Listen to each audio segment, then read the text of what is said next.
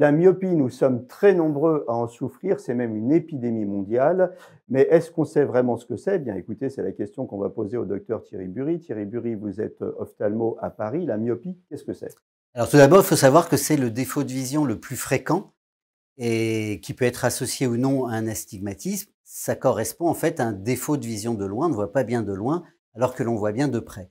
En fait, cela correspond à un œil qui est trop grand. Dans un œil normal, une image qui arrive de l'infini va se former directement sur la rétine.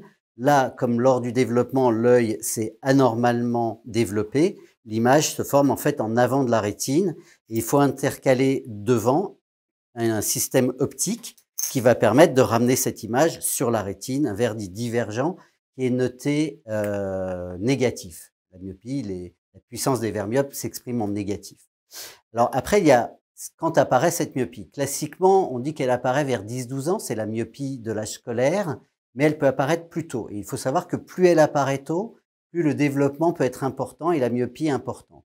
Il y a aussi la myopie qui apparaît seulement vers 18-20 ans, qui évoluera moins, qui n'atteindra rarement que les moins de dioptries. Alors pourquoi parle-t-on de pandémie de myopie? À juste titre, car cette myopie est en train d'augmenter. On pense que 50% de la population sera myope, parce que en fait, différents facteurs génétiques, hein, si les deux parents sont myopes, le risque d'être myope est beaucoup plus important. Certaines ethnies, en particulier les Asiatiques, ont un risque beaucoup plus important de développer des myopies. En fait, elle galope de façon exponentielle, non seulement le facteur génétique, mais le facteur sociétal. On sait aujourd'hui que le fait de fixer de près les écrans, les tablettes, etc., est un facteur favorisant de la myopie.